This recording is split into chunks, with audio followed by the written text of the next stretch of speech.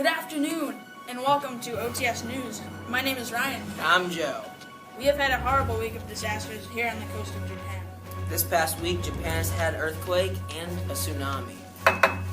Now we will go to our meteorologist, Jack. And I am reporting live from Tokyo, where it is currently 54 degrees and cloudy.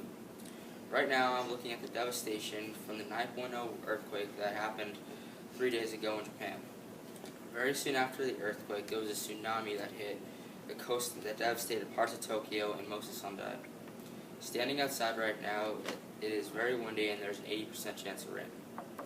Coast Guards and military advise that everyone get to high ground and stay inside because they still think that there is a possibility of tsunamis and there's a high chance of aftershock. Now let's go to Ty Walsh, who has expert historian Zach Hello Wright. everyone. OTS reporter Ty Walsh here with historian Zach Wright. Zach, it's great to have you here with us today. The pleasure is mine. So, this past earthquake was a very large earthquake, measuring at 9.0 on the Richter scale, and placing in the top 5 biggest earthquakes on Earth. How does this earthquake that hit just the other day compare to other Japanese earthquakes that have hit in the past? Well, this recent earthquake is the largest earthquake in Japan's history, ranking just above the earthquake in Hio in 1707, and the earthquake in Mian Shinriko in 1896. The 1707 earthquake measured at a 8.6 magnitude, and the 896 earthquake measured at an 8.5 magnitude. Can you tell us about the devastation these earthquakes caused?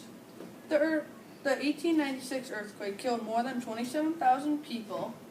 This earthquake was located too far off the shore to cause much damage, but triggered massive tsunami. There was also 76 aftershocks of 5.0 magnitude or greater. The 1707 earthquake killed about 5,000 people. Sorry, Zach, but I'm getting word from the studio OTS that we need to wrap up early for a special report. Thank you for being here. Check out Zach's website on the link below. Thank you, Zach. Now back to Ryan and Joe at the news desk in Studio OTS. Welcome back. Based on Zach's history of former earthquakes that happened in Japan, this one was the biggest they've ever had.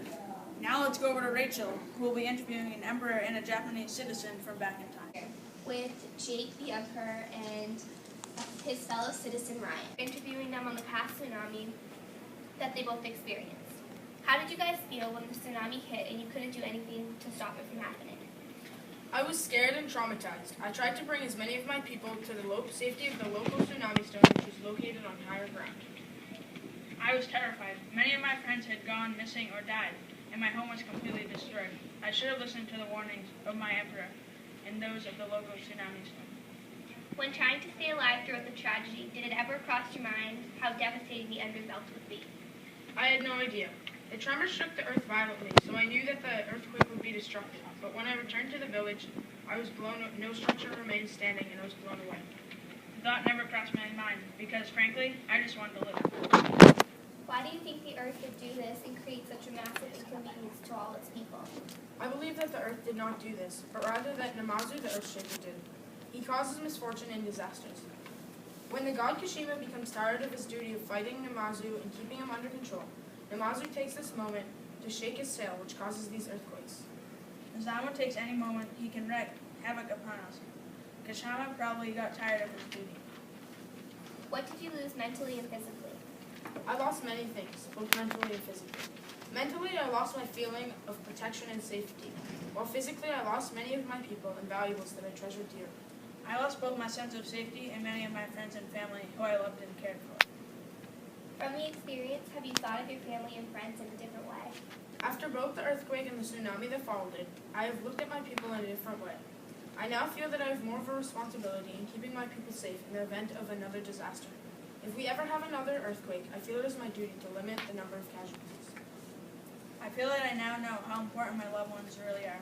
After losing so many people that I love dearly, I now feel much stronger of a bond between both my friends and family. And I now truly know how much I need from them after I lost so many in the tsunami. Has the tsunami made you more aware that anything could happen at any time? Yes. I never expected it, and my village wasn't very prepared at all. We had no system of escape other than the tsunami zone, so it took a lot of time for people to be warned about the incoming disaster. And I think that's the reason why we lost so many people. Next time, I think my village and I will be very prepared. I'm definitely more aware of the fact that at any moment we can be struck by an earthquake. I barely survived the tsunami and earthquake, and I know that I'm lucky to still be alive. I think that after this experience, I'm prepared for anything that happens. Thank you. Amazing to see how much our beliefs on things have changed since back then. It goes to show you how much more knowledge and understanding we have about earthquakes and tsunamis. Here's Ty again, this time with the geologist, Courtney Newton. Ty here again. I'm here with geologist Courtney Nugent. Courtney's here to talk with me about the earthquake that occurred in terms of the geological aspect. First, let's welcome her. Hello, Courtney, and welcome to OTS News. Thank you, Ty. I'm glad to be here with you. I wish it was a better circumstance, but it's still a pleasure. So, I have to ask, where did this earthquake really strike hard in Japan? Well, in terms of earthquake hit the hardest, Sendai definitely hit the worst. However, all of the coastal communities on the eastern side were hit hard too. Now, I know geologists like to use the Richter scale to determine the severity of the earthquake. Where did this earthquake register on the Richter scale? This earthquake was about 9.0 on the Richter scale. 9.0 alone is very high. With this devastating earthquake in Japan, I have, and am sure many people at home are as well, wondering what exactly is an earthquake. We've heard terms like epicenter and seismologist over the past few days. Why do earthquakes happen? An earthquake is a vibration that travels through Earth's topmost layer, crust.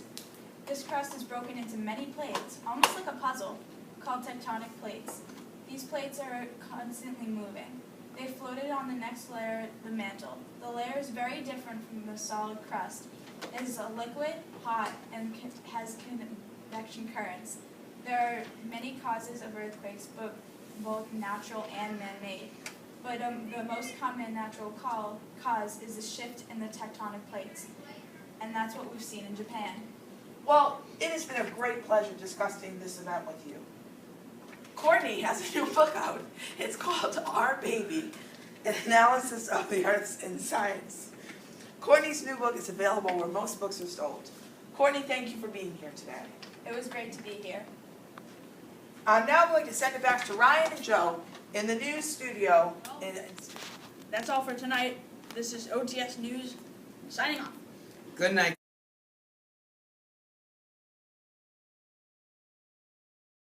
I'm Joe.